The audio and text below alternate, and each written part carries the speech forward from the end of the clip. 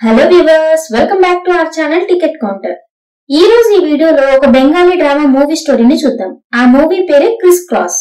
Movie అయితే చాలా motivational గా ఉంటుంది, అందుకే చివరి వరకు మిస్ అవ్వకుండా చూడండి. ఇలాగే మరికొన్ని వీడియోస్ ని చూడాలి అనుకుంటే మన ఛానల్ ని సబ్స్క్రైబ్ చేసి ఫాలో అవుతూ ఉండండి. మరి మూవీ స్టార్ట్ చేద్దామా? మూవీ స్టార్ట్ అవగానే ఐరా అనే అమ్మాయి ఒక ఫోటో జర్నలిస్ట్ గా ఒక న్యూస్ పేపర్ కి పనిచేస్తూ ఉంటుంది. ఐరా ఆర్చి అనే అబ్బాయితో లివింగ్ లో ఉంటుంది. ఆర్చి ఐరాని ఎక్కువగా ప్రేమిస్తూ ఉంటాడు. ఆ రోజు రాత్రి ఐరా వర్క్ లోడ్ వల్ల ఇంటికి రాలేదని ఆర్చి ఐరా కోసం తన చేతులతో ఫుడ్ ని ప్రిపేర్ చేసి తీసుకువస్తాడు. నిజానికి ఐరా అండ్ ఆర్చి మధ్య ఒక ఒప్పందం ఉంటుంది. ఐరా బయట పని చేస్తూ ఉంటుంది, అలాగే ఇంటి పని ఆర్చి చూసుకోవాలని వాళ్ళిద్దరూ ఒక డీల్ చేసుకుంటారు. ఆర్చి ఇంటిని చూసుకుంటూ ఐరా కోసం ఫుడ్ ని ఇంకా అన్నింటినీ ప్రిపేర్ చేస్తానని ప్రామిస్ చేస్తాడు. వ్యూవర్స్, మీకు ఈ ఒప్పందం ఎలా అనిపించింది? ఇప్పుడున్న సిచ్యువేషన్స్ లో ఇదే బెస్ట్ పని అనుకుంటా కదా. ఇప్పుడున్న ప్రెసెంట్ లైఫ్ స్టైల్స్ లో కపుల్స్ బాధ్యతలను పనులను మంచిగా పంచుకొని అండర్స్టాండింగ్ తో చేసుకుంటూ ఉంటే చాలా బాగుంటుంది కదా. ఎప్పుడూ కూడా జెండర్ బయాస్ మీద పనిని డివైడ్ చేయకూడదు కదా. మీకేమనిపిస్తుంది కామెంట్ చేసి తప్పకుండా చెప్తారు కదా. ఆ తర్వాత ఆర్చి ఐరాని చూసి, ఇలా చూడు, నువ్వు మర్చిపోతావేమో, నీకు మళ్ళీ గుర్తు చేస్తున్నాను. ఈ రోజు మా అమ్మ నాన్నల 40వ పెళ్లి రోజు. ఆ పార్టీకి నువ్వు కరెక్ట్ గా 9 గంటలకు రావాలి అని చెప్తాడు.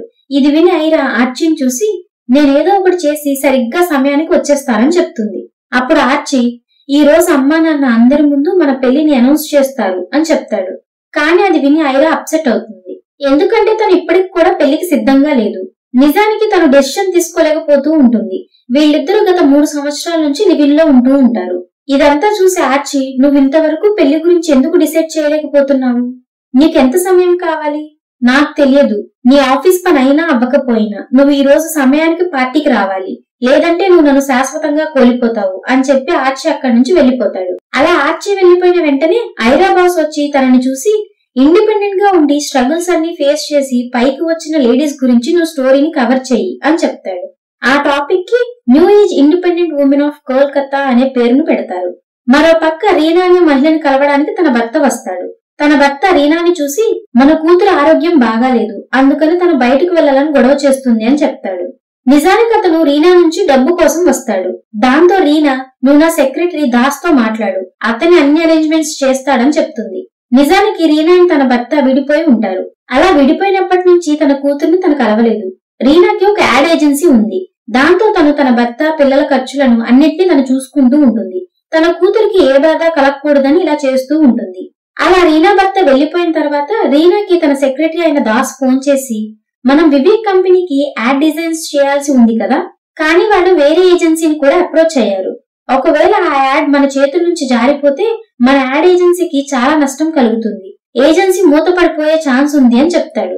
అప్పుడు రీనా, అలా ఏం జరగదు అని చెప్పి ఆఫీస్ కి వెళ్ళడానికి బయటకు వస్తుంది. సరిగ్గా అదే సమయంలో తన ఇంటర్వ్యూ తీసుకోవడానికి ఐరా అక్కడికి వచ్చి ఉంటుంది. మొదట రీనా ఇంటర్వ్యూ ఇవ్వడానికి ఒప్పుకోదు, కానీ ఆ తర్వాత ఒప్పుకుంటుంది. అప్పుడు ఐరా రీనాని చూసి, మీరొక స్త్రీ అయినప్పటికీ కూడా ఇంత సక్సెస్ఫుల్ ఎలా అయ్యారు అని అడుగుతుంది. అప్పుడు రీనా, ఒకవేళ మీ దగ్గర సక్సెస్, మనీ, రెస్పెక్ట్ అన్ని ఉన్నా కూడా ఎవరి ఊడిలో అయినా తలవాల్చి మనం మన సక్సెస్ ని, ఫెయిల్యూర్ ని, ప్రేమని పంచుకోవడానికి ఒక్క మనిషి లేకపోయినా ఈ సక్సెస్, డబ్బు ఇలాంటివేవి ఉపయోగం ఉండవు.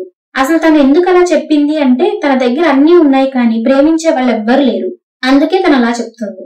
ఆ తర్వాత రీనా ఐరాని చూసి, మీ పేపర్ వాళ్ళు కూడా నా స్టోరీని వినాలి అని అనుకుంటూ ఉన్నారు, కానీ డైలీ స్ట్రగుల్ చేసే ఆడవాళ్ల గురించి, అలాగే హౌస్ వైఫ్స్ గురించి ఎవరు వినాలి అని అనుకోవట్లేదు. వాళ్ళ గురించి రాయడం కూడా చాలా ముఖ్యం. నాలాంటి స్త్రీల గురించి రాయడంతో పాటు వాళ్ళ గురించి కూడా మీరు రాయండి అని చెప్తుంది. మరో పక్క ఆర్చి తన చెల్లైన అర్నాకి ఫోన్ చేసి పార్టీ గురించి గుర్తు చేస్తాడు. అప్పుడు అర్నా కూడా, అన్నయ్య నువ్వు టెన్షన్ పడకు, నేనంతా చూసుకుంటానని చెప్తుంది. ఆ తర్వాత స్టోరీ ఈ మూవీలో 3 మెయిన్ క్యారెక్టర్స్ దగ్గరికి వెళ్తుంది. అందులో ఒకరి పేరు మెహర్. వాళ్ళ నాన్న చనిపోయిన తర్వాత వాళ్ళ అమ్మ తన తమ్ముడి బాధ్యత అంతా పూర్తిగా మెహర్ మీద పడుతుంది. తను ఒక స్ట్రగ్లింగ్ యాక్ట్రెస్, కానీ తనకింతవరకు సరైన పని దొరకదు. వాళ్ళ తమ్ముడు ఎప్పుడూ అనారోగ్యంతో ఉంటాడు. తన తమ్ముడు చూసుకోవడానికి మెహర్ సూజీ అనే అమ్మాయిని పెడుతుంది. తను మెహర్ కి కూడా చాలా మంచి స్నేహితురాలు. మరో పక్క సూజీ ఒక సింగిల్ మదర్. తన భర్త ఎప్పుడూ మత్తులో ఉండి తనని తిడుతూ కొడుతూ ఉండేవాడు. దాంతో సూజీ తన భర్తకి డివోర్స్ ఇచ్చి ఉంటుంది. అప్పటి నుంచి సూజీ తన బిడ్డ కోసం ఒంటరిగా జీవితంతో పోరాడుతూనే ఉంటుంది. తను ప్రొఫెషనల్ గా ఒక గ్రాఫిక్ డిజైనర్ అండ్ పెయింటర్. కానీ తనకి సరైన పని దొరకకపోవడంతో మెహర్ ఇంట్లో పార్ట్ టైం జాబ్ గా తన తమ్ముడిని చూసుకుంటూ ఉంటుంది. సూజీ తన కొడుకుని స్కూల్లో దిగపెట్టడానికి వెళ్ళినప్పుడు తనకి 4 నెలల నుండి స్కూల్ ఫీజు కట్టలేదనే విషయం తెలుస్తుంది. దాంతో తన కొడుకుని ఎగ్జామ్స్ కి అలౌ చేయడం లేదని కూడా చెప్తారు. దాంతో ఆ ఫీజు డబ్బుని సూజీ ఏదో ఒకటి చేసి ఆ తర్వాత రోజే కట్టాల్సి వస్తుంది. అందువల్ల సూజీ రీనా దగ్గరికి వెళ్లి, నేను వివేక్ కంపెనీకి అడ్వర్టైజ్మెంట్ క్యాంపెయిన్ కోసం తయారు చేసిన డిజైన్స్ ని సబ్మిట్ చేశాను కదా, వాటి పేమెంట్ ఇప్పుడు నాకు దొరుకుతుందా? నాకు చాలా డబ్బు అవసరం ఉంది అని అడుగుతుంది. అప్పుడు రీనా, నేను నీ డిజైన్స్ ని రిజెక్ట్ చేశాను కదా, కాబట్టి నీకు డబ్బు ఇవ్వాల్సిన పని లేదు అని చెప్తుంది. అది విన్న తర్వాత సూజీ చాలా నిస్సహాయంగా ఫీల్ అవుతుంది. మరో పక్క మెహర్ ఇంటి యజమాని తను ఉంటున్న ఇంటిని రెంట్ కట్టమని ఒక్కరోజు గడువిస్తాడు, లేదంటే ఇల్లు ఖాళీ చేయమని చెప్తాడు. నిజానికి సూజీ లాగానే తను కూడా ఏదో ఒకటి చేసి ఆ తర్వాత రోజు డబ్బు అరేంజ్ చేయాల్సి వస్తుంది. మరో పక్క ఇంకో మెయిన్ క్యారెక్టర్ ని చూపించడం మొదలు పెడతారు. ఆమె పేరు రూప. ఆమె ఒక హౌస్ వైఫ్. తన అత్త ఎప్పుడు తనని తిడుతూ ఉంటుంది. రూప ఆరోగ్యం కొన్ని రోజుల నుంచి అంతగా బాగోలేకపోయినా కూడా ఎవ్వరూ పట్టించుకోరు. ఆఖరికి తన హస్బెండ్ కూడా తనని పట్టించుకోకుండా ఉంటాడు. కనీసం రెస్పెక్ట్ కూడా ఇవ్వడు. అంతేకాకుండా వాళ్ళ అత్తగారు రూపని ఎప్పుడు చూసినా అమ్మవ్వలేదని తిడుతూ ఉంటుంది. కానీ అందుకు లోపం రూపలో లేదు, తన హస్బెండ్ లో ఉంది. ఆ విషయం పాపం రూప ఇంతవరకు ఎవ్వరికీ చెప్పదు. అంతేకాదు, రూప మనది ప్రతిరోజు తనని బలవంతం చేయడానికి ప్రయత్నిస్తూ ఉంటాడు. ఇవన్నీ తను ఒంటరిగా అనుభవిస్తూ ఉంటుంది. ఎందుకంటే తనను అర్థం చేసుకుని కేర్ గా చూసుకునే వాళ్ళు ఎవ్వరూ లేరు. తన పేరెంట్స్ కూడా ఉండరు తనకి. ఆ తర్వాత రూప ఒక డాక్టర్ కి ఫోన్ చేసి తన దగ్గు గురించి చెప్పి, నేను దగ్గుతున్నప్పుడు లోపల నుంచి కఫంతో పాటు రక్తం కూడా వస్తుందని చెప్తుంది. అది విన్న తర్వాత డాక్టర్ రూపతో, నీ టెస్ట్ రిపోర్ట్స్ కూడా వచ్చాయి, ఒకసారి వచ్చి కలవమని చెప్తాడు. మరో పక్క మెహర్ కి ఏ పని దొరకదు. అప్పుడు ఒక అమ్మాయి మెహర్ ని చూసి, కొంతమంది ఆ అశ్లీల క్లిప్స్ ని తయారు చేస్తూ ఉంటారు కదా, అందులో ఆడపిల్లలకు ఈజీగా ఉద్యోగం దొరుకుతుంది, నువ్వు కావాలంటే అక్కడ ట్రై చేయొచ్చు, వాళ్ళు మంచిగా డబ్బు కూడా ఇస్తారని చెప్తుంది. కానీ మెహర్ కి ఇది అస్సలు నచ్చదు. ఆ తర్వాత ఆర్చి ఐరాకి ఫోన్ చేసి పార్టీకి సమయానికి చేరుకోమని చాలా సార్లు గుర్తు చేస్తాడు. అలా మాట్లాడుతూ ఉన్న సమయంలో ఐరా మొబైల్ జారి కింద పడిపోయి విరిగిపోతుంది. మరో పక్క సూజీ మెహర్ కి ఫోన్ చేసి తన అవసరాల గురించి చెప్తుంది. అప్పుడు మెహర్, నేను ఏదో ఒకటి చేస్తాను, నువ్వు టెన్షన్ పడకు అని చెప్తుంది. మరో పక్క ఫోన్ రిపేర్ చేయించాక ఐరా ఆర్చితో మాట్లాడుతుంది. కానీ ఈ లోపు తన ఫోన్ రీచ్ అవ్వలేదని ఐరా మీద కోపంగా ఉంటాడు ఆర్చి. అలా కోపంగా ఉన్న ఆర్చి ఐరాతో, నీకు నీ ఉద్యోగం ముఖ్యమా నేను ముఖ్యమా, నువ్వే డిసైడ్ చేసుకో, నువ్వు పార్టీకి సమయానికి రాలేదంటే ఇదే మన బంధానికి ఆఖరి రోజు అవుతుంది అని చెప్తాడు. అది విన్న తర్వాత ఐరా చాలా బాధపడుతుంది. నిజానికి మెహర్ అండ్ ఆర్చి ఇద్దరు మంచి ఫ్రెండ్స్. ఈ విషయం ఐరాకు కూడా తెలుసు. దాంతో తను మెహర్ కి ఫోన్ చేసి ఆర్చి గురించి మొత్తం చెప్తుంది. అప్పుడు మెహర్ ఐరాతో, ఆర్చి మిగతా అబ్బాయిల్లా కాదు, తను ఖచ్చితంగా నిన్ను అర్థం చేసుకుంటాడు, ఒకవేళ నువ్వు ఆర్చి జీవితంలోకి రాకపోయి ఉంటే నేనే అతన్ని పెళ్లి చేసుకునేదాన్ని అని చెప్తుంది. ఆ తర్వాత మెహర్ తన ప్రాబ్లం గురించి ఐరాకి చెప్తుంది. అప్పుడు ఐరా మెహర్ కి, వెళ్లి నువ్వు రీనాని కలువు, తన యాడ్ ఏజెన్సీలో నీకు మోడల్ జాబ్ దొరకొచ్చు అని చెప్తుంది. అది విన్న మెహర్ అక్కడికి వెళ్ళగానే రీనా మెహర్ ని చూసి, నువ్వు ప్రొఫైల్ లో నువ్వు యాక్టర్ అని ఉంది, మరి మోడలింగ్ ఎందుకు, నీకేం నచ్చుతుందో అదే చేయొచ్చు కదా, ఎందుకంటే మోడల్లో ఉండాల్సిన ఆ ఎక్స్ ఫ్యాక్టర్ నీలో కనిపించడం లేదు, నువ్వు వెళ్ళొచ్చు అని చెప్తుంది. అలా రీనా చేదు మాటలు విని పాపం మెహర్ మనసు విరిగిపోతుంది. మెహర్ తిరిగి వెళ్లేటప్పుడు రీనాని చూసి, ఒకవేళ ఎవరైనా మీతో ఒక్క నిమిషం మాట్లాడారంటే నిజంగా వాళ్ళు తమ కాన్ఫిడెన్స్ ని కోల్పోవడానికి ఎక్కువ సమయం పట్టదు, అలాంటి వారు మీరు అని చెప్తుంది. దానికి సమాధానంగా రీనా, ఒకవేళ నేను ఈ విధంగా నీకు నో చెప్పలేదంటే నీకు తెలీదు నువ్వెంత నిస్సహాయ స్థితిలో ఉన్నావు అని చెప్తుంది. మరో పక్క రూప డాక్టర్ ని వెళ్లి కలుస్తుంది. అప్పుడు డాక్టర్ రూపాని చూసి, నీకు లంగ్ క్యాన్సర్ ఉంది, నువ్వింకా 3 నెలలు మాత్రమే బ్రతికుండగలవు అని చెప్తాడు. ఇది విన్న రూప పూర్తిగా నిరాశపడుతుంది. తను ఏం చేయాలో తనకు అస్సలు అర్థం అవ్వదు. ఎవరితో ఆ బాధను షేర్ చేసుకోవాలో కూడా అర్థం కాదు. చివరిగా ఐరా తన స్టోరీని ఏదోలాగా కంప్లీట్ చేస్తుంది. కానీ తన బాస్ ఐరాని చూసి, మెయిన్ ఆఫీస్ కి నీ పని బాగా నచ్చింది, నీ స్టోరీ సెంటర్ పేపర్ లో రావాలని వాళ్ళు అనుకుంటున్నారు, అందుకే ఇంకా ఎక్కువ ఫోటోలు అవసరం అవుతాయి, అవి కూడా ఏది ఏమైనా సరే ఈ రోజు నువ్వు తీసుకురావాలి, ఎందుకంటే న్యూస్ పేపర్ లో ఈ టాపిక్ ని ప్రింట్ చేయడానికి ఎక్కువ సమయం లేదు అని చెప్తాడు. ఐరా తన బాస్ తో, ఈ రోజు నాకు అర్జెంట్ పని ఉంది అని చెప్తుంది. కానీ తన బాస్, ఒకవేళ నువ్వు ఈ పని ఈ రోజే పూర్తి చేస్తే నీకు హెడ్ ఆఫీస్ లో మంచి పొజిషన్ తో పాటు ప్రమోషన్ కూడా దొరుకుతుంది, కాబట్టి నువ్వే ఆలోచించు, నువ్వేం చేసుకుంటావో నీ ఇష్టం అని చెప్తాడు. ప్రమోషన్ అనే పేరు వినగానే ఐరా ఆ ఫొటోస్ ని తీసుకురావడానికి సిద్ధమవుతుంది. కానీ వీటి కారణంగా ఆర్చీతో తన బంధాన్ని పోగొట్టుకుంటున్నందుకు కూడా తను చాలా బాధపడుతుంది. ఆ తర్వాత ఐరా మెహర్ కి ఫోన్ చేసి నువ్వు ఆర్చీకి అర్థమయ్యేలా చెప్పు అని అంటుంది. అప్పుడు మెహర్ సరే అయితే నేను మాట్లాడతాను అని చెప్తుంది. ఆ తర్వాత మెహర్ ఆర్చీని కలిసి ఐరా ఒక ఇండిపెండెంట్ వర్కింగ్ ఉమెన్, తన ఉద్యోగం వల్ల తను నిన్ను కోల్పోవాలనుకోవటం లేదు, నువ్వు తనకి కాస్త సమయం ఇవ్వు, పెళ్లికి తను ఒప్పుకుంటుంది అని చెప్తుంది. కానీ ఆర్చీ ఆ విషయం గురించి ఏమీ మాట్లాడదు. ఆ తర్వాత నార్మల్ గా మాట్లాడుకుంటూ ఉన్నప్పుడు మెహర్ ఆర్చీని చూసి తన ప్రాబ్లం గురించి చెప్తుంది. అప్పుడు ఆర్చీ నా కజిన్ అహాన్ కి ఒక యాడ్ ఏజెన్సీ ఉంది, తనకి మోడల్ అవసరం కూడా ఉంది, నేను తనతో మాట్లాడి చూస్తాను అని చెప్తాడు. ఇది విని మెహర్ చాలా సంతోషంగా ఫీల్ అవుతుంది. ఆ వెంటనే మెహర్ వెళ్లి అహాన్ ని కలుస్తుంది. నిజానికి అహాన్ కూడా వివేక్ కంపెనీ యాడ్ క్యాంపెయిన్ కి ప్రెజెంటేషన్ ప్రిపేర్ చేయడంలో బిజీగా ఉంటాడు. ఆ ప్రాజెక్ట్ తన ఎక్స్ గర్ల్ ఫ్రెండ్ అహాన్ కి తీసుకోమని చెప్తుంది. కానీ చివరి నిమిషంలో తన ఎక్స్ గర్ల్ ఫ్రెండ్ అంతా వదిలేసి వెళ్లిపోతుంది. అందువల్ల అహాన్ కి నెక్స్ట్ ఏం చేయాలో ఏమీ ఐడియా ఉండదు. తన కంపెనీ పరిస్థితి కూడా రీనా యాడ్ ఏజెన్సీ లాగే ఉంటుంది. ఒకవేళ ఈ ప్రాజెక్ట్ ఓకే అవ్వకపోతే చాలా నష్టపోతారు. దాంతో అహాన్ నేను ఈ సిచ్యువేషన్ ని చూసుకొని ఆ తర్వాత నీతో మాట్లాడతానని చెప్తాడు. అలా అహాన్ మెహర్ తో చాలా మంచిగా మాట్లాడతాడు. దాంతో అహాన్ మెహర్ కి బాగా నచ్చుతాడు. కానీ మరో పక్క పని దొరకలేదని తన బాధ కూడా పడుతుంది. మరో పక్క రూప తన భర్తను చూసి తన లంగ్ క్యాన్సర్ కి ట్రీట్మెంట్ చేయించమని అడుగుతుంది. అప్పుడు తన భర్త రూప మీద విరుచుకు పడతాడు.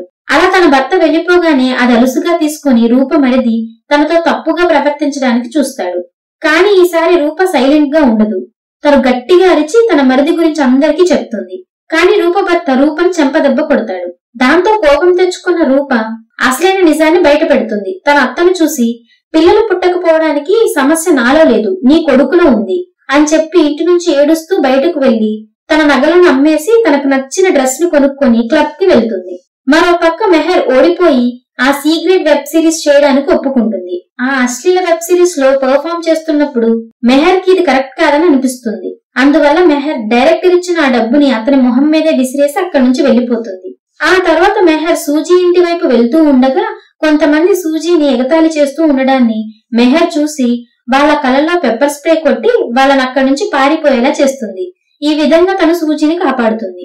ఆ తర్వాత సూజీ గదిలో చాలా పెయింటింగ్స్ ఉండడాన్ని చూసిన మెహర్ అహాన్ ఒక గ్రాఫిక్ డిజైన్ ప్రెజెంటేషన్ ని తయారు చేస్తున్నాడని గుర్తు చేసుకుని సూజీని తీసుకుని అహాన్ ఆఫీస్ కి వెళ్తుంది. కానీ అహాన్ ఇంతవరకు ఆ డిజైన్ ని కంప్లీట్ చేసి ఉండడు. అహాన్ ఎంప్లాయీస్ తో కలిసి వివేక్ కంపెనీకి ఒక డిజైన్ ని ప్రిపేర్ చేయడంలో బిజీగా ఉండడం చూస్తుంది. కానీ తనకేమీ అర్థం కాదు. దాంతో సూజీ రీనా రిజెక్ట్ చేసిన ఆ డిజైన్ ని వెంటనే ప్రిపేర్ చేస్తుంది. ఆ డిజైన్ ని Ahan, manager, Vivek company manager చూస్తారు. వాళ్ళకి ఆ డిజైన్ బాగా నచ్చుతుంది. ముఖ్యంగా వాళ్ళకి ఇప్పుడు ఏ ఒప్పందం లేదు అనే ట్యాగ్ లైన్ బాగా నచ్చుతుంది. సూజీ డిజైన్ వల్ల అహాన్ కి ఆ ప్రాజెక్ట్ దక్కుతుంది. అలా వివేక్ కంపెనీ రీనా యాడ్ ఏజెన్సీకి కాదని అహాన్ యాడ్ ఏజెన్సీకి ఆ ప్రాజెక్ట్ ఇస్తారు. అలా రాత్రికి రాత్రే రీనా యాడ్ ఏజెన్సీ దివాలా తీస్తుంది. అహాన్ ఆ సంతోషంలో సూజీకి గ్రాఫిక్ డిజైనర్ ఇంకా మెహర్ కి మోడలింగ్ జాబ్లు ఇస్తాడు. దానితో పాటు అడ్వాన్స్ గా వాళ్ళ అకౌంట్స్ లో కాస్త డబ్బును కూడా వేస్తాడు. ఆ రోజు ఆర్చీ పేరెంట్స్ మ్యారేజ్ యానివర్సరీ పార్టీ కాబట్టి అందరూ అక్కడికి వెళ్తారు. రీనా చివరిగా తన భర్తకి ఇంకా డబ్బు ఇవ్వలేనని చెప్పేస్తుంది. నిజానికి రీనాకి 2 నెలల ముందే తన కూతురు చనిపోయిందనే నిజం తెలుసు. తన కూతురు టైఫాయిడ్ తో చనిపోతుంది. కానీ తన భర్త తనకి దాని గురించి అస్సలు చెప్పకుండా కేవలం కూతురి పేరు చెప్పుకొని డబ్బును తీసుకుంటూ ఉంటాడు. ఈ విషయం తెలిసి కూడా రీనా తనని ఏమీ అనదు. కానీ తనకి తన భర్త వేరే అమ్మాయితో తిరగడానికి వెళ్తున్నాడని తెలిసి రీనా కోపం వస్తుంది. ఆ ప్రాజెక్ట్ రాకపోవడం వల్ల లాస్ అయినందుకు రీనా తన సెక్రటరీ దాస్ కి లోన్ కి అప్లై చేయమని చెప్తుంది. అంతేకాకుండా నాకు ఇప్పుడు ఒక ఫ్రెండ్ అవసరం ఉందని చెప్తుంది. నిజానికి ఇక్కడ రీనా ఆర్చీ చెల్లైనటువంటి అర్ణ గురించి మాట్లాడుతుంది. వాళ్ళిద్దరూ స్కూల్ సమయంలో నుంచి బెస్ట్ ఫ్రెండ్స్. కానీ రీనా తన దగ్గర డబ్బు ఉందని అందరినీ తనకి తాను దూరం చేసుకుంటుంది. కానీ ఇప్పుడు తనకి తన దగ్గర ఎవరైనా ప్రేమించే వాళ్ళు లేరని రియలైజ్ అయ్యి అర్ణని వెళ్లి కలుస్తుంది. దాంతో అర్ణ రీనాని తన పేరెంట్స్ యానివర్సరీ పార్టీకి తీసుకువెళ్తుంది. మరో పక్క ఐరా ఇంతవరకు ఫొటోస్ తీసుకురాకుండా ఉంటుంది. అందువల్ల అలసిపోయి అక్కడక్కడా తిరుగుతూ ఉంటుంది. అప్పుడు ఒక లేడీ బిల్డింగ్ పై నుంచి దూకుపోవడాన్ని చూసి ఐరా అక్కడకు వెళ్లి ఆమెను కాపాడుతుంది. తనెవరో కాదు రూప. తనని చూసి నువ్వేం చేస్తున్నావు అని అడుగుతుంది ఐరా. అప్పుడు రూప ఏడుస్తూ తన కండిషన్ గురించి చెప్తూ నేను ఈ రోజు చనిపోయినా లేదా 3 నెలల తర్వాత చనిపోయినా ఎవ్వరికి ఎటువంటి బాధ ఉండదు. ఎందుకంటే ఈ ప్రపంచంలో నా అనేవాళ్ళు నాకెవ్వరూ లేరు అని చెప్తుంది. అప్పుడు ఐరా నేను ఈ రోజు నుంచి నీ ఫ్రెండ్ ని. ఒకవేళ నువ్వు ఈ విధంగా చనిపోతే నాకు చాలా బాధేస్తుంది. ఇలా కాకుండా నువ్వు నీ మిగిలిన జీవితాన్ని ఈ 3 నెలల్లో బాగా ఎంజాయ్ చేసి చనిపోతే నేను చాలా సంతోషంగా ఫీల్ అవుతాను. నీ దగ్గర మిగిలి ఉన్న రోజులు తక్కువే ఉన్నాయని బాధపడకు. నువ్వు ప్రతి రోజుని సంతోషంగా గడుపు. సంవత్సరం మొత్తం నువ్వెలా ఉండాలనుకున్నావో అలా ఈ 3 నెలల్లో ఉండు అని చెప్తుంది. ఈ విధంగా ఐరా రూపాన్ని ప్రోత్సహించి తనతో పాటు ఆ పార్టీకి తీసుకువెళ్తుంది. ఐరా రూపాన్ని చూసి, ఒకవేళ ఈ ప్రపంచంలో మనల్ని పట్టించుకునేవాడు లేకపోతే జీవితం నిజంగానే నిరాశగా ఉంటుంది అని చెప్తుంది. ఆ తర్వాత ఐరా ఆర్చీకి ఫోన్ చేసి, ఆలస్యమైంది కానీ నేను పార్టీకి వస్తున్నాను. నేను నా ఉద్యోగాన్ని వదిలేశాను. నువ్వే నా ఫస్ట్ ప్రయారిటీ. నీ తర్వాతే నాకు మిగతావన్నీ. ఈ ఉద్యోగం పోతే వేరేది దొరుకుతుంది. కానీ నీలా ప్రేమించే వాళ్ళు నాకెవ్వరూ దొరకరు అని చెప్తుంది. ఆ మాటలు విన్న ఆర్చీ కూడా చాలా సంతోషిస్తాడు. అలా అందరూ ఆ పార్టీలో కలుస్తారు. ఇలా అందరూ తమ ప్రాబ్లమ్స్ ని దూరం చేసుకుంటారు. ఆర్చీ పేరెంట్స్ ఐరా అండ్ ఆర్చీలకు ఎంగేజ్మెంట్ చేస్తారు. ఇక్కడితో ఈ మూవీ ఎండ్ అవుతుంది. వ్యూవర్స్, ఒకవేళ ఎవరైనా నిరాశగా ఉంటే సగం ప్రాణం అక్కడే పోయినట్టు. ఎలా అయినా సర్వైవ్ అవ్వడం నేర్చుకోవాలి. ఎందుకంటే మనం మాత్రమే మన రేపటిని అందంగా మార్చుకోగలం. ఎందుకంటే నమ్మకమే జీవితం కాబట్టి. ఈ మూవీ మీకు ఎలా అనిపించిందో కామెంట్ చేసి చెప్తారు కదా. మీరు చేసే కామెంట్స్, లైక్స్ అండ్ సబ్స్క్రిప్షన్స్ మాకు నెక్స్ట్ వీడియో చేయడానికి ఎంతో ఎంకరేజ్మెంట్ ని ఇస్తాయి. ఈ మూవీ అమెజాన్ ప్రైమ్ లో స్ట్రీమ్ అవుతుంది. ఈ వీడియో కనుక మీకు నచ్చినట్లయితే మీ ఫ్రెండ్స్ అండ్ ఫ్యామిలీతో కూడా షేర్ చేసుకుని తప్పకుండా సపోర్ట్ చేస్తూ ఉండండి. Thank you everyone for watching.